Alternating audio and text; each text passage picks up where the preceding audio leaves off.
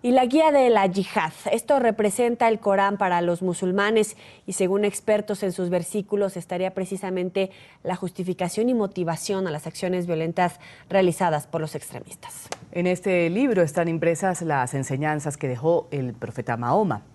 Frases recitadas de memoria por grupos como el autodenominado Estado Islámico y traducidas en ejecuciones y torturas contra los llamados infieles en busca de su salvación. Una cuestión de interpretación. El Corán es para los musulmanes lo que a los cristianos es la Biblia, la hoja de ruta para la santidad o el camino hacia Dios. Quienes enseñan sobre el islamismo reconocen que aparte de su libro sagrado pueden resultar violentos. Es parte de su historia y tradición. El extremismo precisamente se fundamenta en la lectura de solo algunas de las 114 suras y versículos que llaman a matar, al combate, a la caza de los infieles. Para el autodenominado Estado Islámico no existen medias tintas, todo es claro u oscuro. Y aunque son muchos los apartes del Corán que rechazan la barbarie, aceptan la libertad religiosa y condenan el asesinato, para ISIS solo hay una forma de entender las escrituras, la persecución a los impuros. El resto no es para ellos digno de revisión. Combatid por Alá y sabed que Alá todo lo oye, todo lo sabe. Bajo el grito de Alá es grande, extremistas irrumpieron en el Teatro Bataclan de París el viernes pasado y fue allí donde se registró el mayor número de muertos tras la cadena de 7 atentados casi simultáneos que no solo enlutaron a Francia, sino al planeta entero. Matadle donde deis con ellos y expulsadle de donde os hayan expulsado. Tentar es más grave que matar. No combatáis contra ellos junto a la mezquita sagrada, a no ser de que os ataquen allí. Así que si combaten contra vosotros, matadles. Esa es la retribución de los infieles. Horas después de la tragedia en Francia, nuevos videos de la organización criminal revelaban nuevas amenazas, creaban temor, exacerbaban el horror. A quienes no crean en nuestros signos arrojaremos al fuego. Siempre que se les consuma la piel se la repondremos para que gusten el castigo. Alá es poderoso, sabio. La alarma reciente proviene de un video en el que los yihadistas llaman a deponer la cruz y tomarse Roma. Abu Muhammad al-Adnani, el vocero del grupo terrorista, apeló a sus milicianos y seguidores en Occidente para que maten, y citamos, de la manera que puedan y del modo que sea, a norteamericanos, franceses, rusos. Aunque también son objeto de críticas algunos pasajes de la Biblia, tras los atentados en Francia y como lo ha hecho en ocasiones anteriores, el Papa Francisco rechaza el uso de la voluntad de Dios para hacer daño. Tal barbarie nos deja aturdidos y nos preguntamos cómo el corazón del hombre puede concebir y ejecutar tales actos horribles que conmocionaron no solo a Francia, sino al mundo entero. Quiero repetir con firmeza que el camino de la violencia y el odio no resuelve los problemas de la humanidad y de usar el nombre de Dios para justificar este camino es blasfemia. Los paganos o responsables de daño colateral son los objetivos del grupo terrorista que hoy mantienen vivo al mundo. Morir en ese intento también estaría justificado.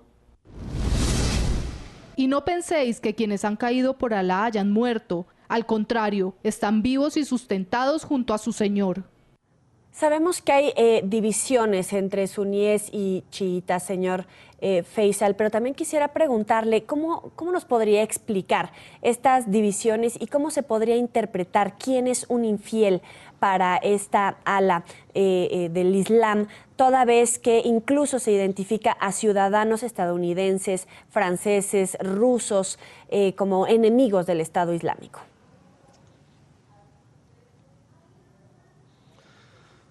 Bueno, con respecto al tema de las divisiones dentro del Islam, son divisiones naturales que han surgido al haber seguido diferentes sabios, diferentes tendencias teológicas, algunas relacionadas a lo que es el libre albedrío, otras a la predestinación. Son cuestiones teológicas y diferencias naturales que se han dado dentro de todas las religiones. Está la rama de los suníes, que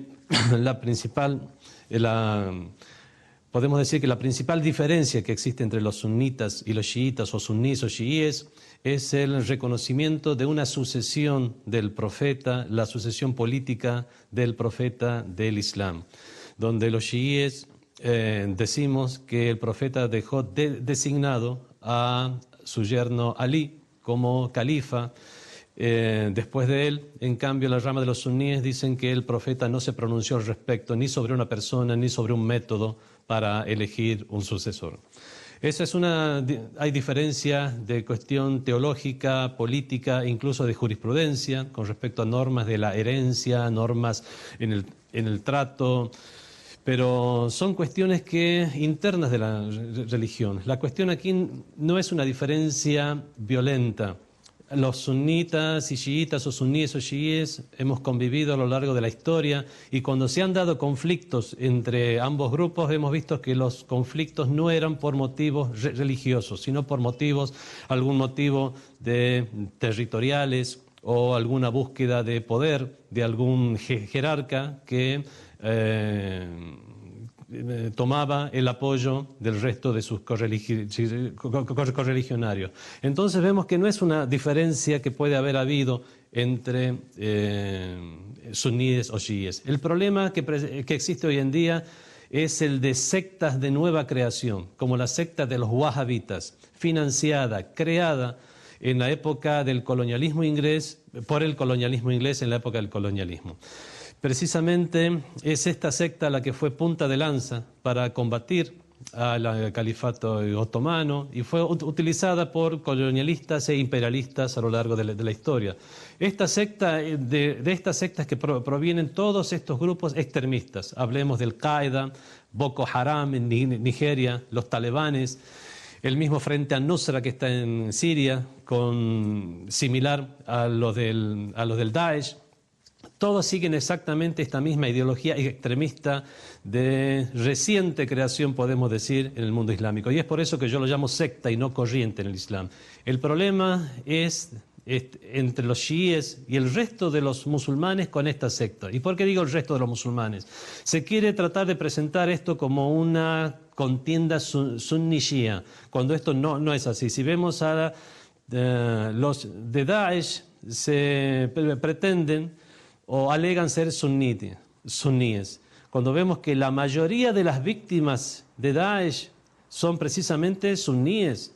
Vemos que la mayoría de los conflictos o de las zonas en las cuales están en conflicto son zonas en las cuales han caído víctimas los suníes. Vamos a ver que la mayoría de los refugiados son suníes, así que eso es realmente una excusa que los patrocinadores de estos grupos, como el gobierno de Arabia Saudita, que patrocina a estos grupos de rebeldes para defenderse ante la amenaza shia, es solamente una excusa para lograr intereses geoestratégicos. Nosotros esperamos que tomen conciencia los gobernantes, sobre todo, de cuáles son las raíces del conflicto, las raíces reales de este conflicto, que no es una guerra de religiones, no es una guerra entre suníes y chiíes, no es una guerra entre musulmanes y cristianos, sino es una guerra del terrorismo contra la humanidad. Vamos a agradecer, ha estado aquí en la mañana de NTN 24, Sheikh Faisal Morgel. Él es teólogo musulmán, guía espiritual del Centro de Cultura Islámica de la Comunidad Musulmana de Chile, hablándonos un poco sobre la interpretación o la mala interpretación de esta guía de la yihad, lo que representa el Corán para muchos musulmanes. Gracias por haber estado con nosotros y un buen día para usted. Muchas gracias a ustedes, tengan un buen día.